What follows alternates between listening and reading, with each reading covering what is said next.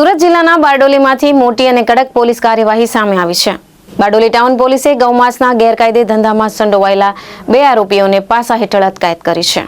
પ્રાપ્ત માહિતી મુજબ કમરુનગર મીઠી ખાડી લિંબાયત સુરત ખાતે ભાડાના મકાનમાં રહેતો અને મૂળ મહારાષ્ટ્રનો રહેવાસી રહીમ કરીમ શેખ તેના સાથીદાર ઇમરાન હુસેનભાઈ સૈયદ સાથે મળી ગેરકાયદેસર રીતે ગાયોની હત્યા કરી ગૌમાંસની હેરાફેરી અને વેચાણ કરતો હોવાનું બહાર આવ્યું હતું।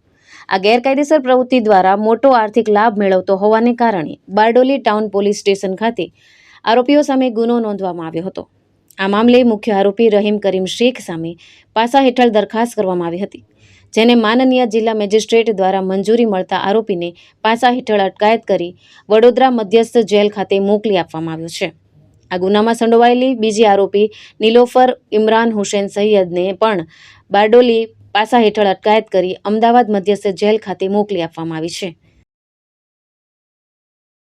બારડોલી ટાઉન પોલીસ સ્ટેશનમાં 3 માસ પહેલા 7મા મહિનામાં 120 કિલો ઇમરાન સૈયદના ત્યાંથી ગૌમાંસ પકડેલું અને એમાં 3 આરોપીઓ બારડોલી પોલીસ સ્ટેશને પકડેલા કરીમ શેખ, ઇમરાન સૈયદ અને ઇમરાનની પત્ની નીલોફર।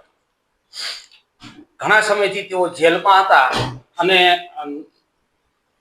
2 દિવસ અગાઉ એ લોકો 2-3 દિવસ અગાઉ જેલમાંથી એમને જ્યારે મુક્ત કરવામાં આવ્યા ત્યારે બારડોલી પોલીસે બહુ સખત મહેનત કરી અને એમને શોધી અને આજે કરીમ શેખ અને નીલોફર બંનેને પાસા તળે અટકાયત કરી છે અને બંનેને એકને વડોદરા અને એકને અમદાવાદ મધ્યસ્થ જેલમાં મોકલી આપવામાં આવેલા છે અને બહુ ટૂંકા ગાળામાં પીઆઈ પોતે જાતેથી આ મહેનત કરી અને બંને આરોપીઓને પાસા કરાવવામાં સફળ રહ્યા છે અને બંનેને પાસા તળે ધકેલી દીધા છે। ઇમરાન હાલ જેલમાં છે, એટલે એની ઉપર શું કાર્યવાહી કરી શકાય એ પણ અત્યારે અમે વિચારી રહ્યા છીએ।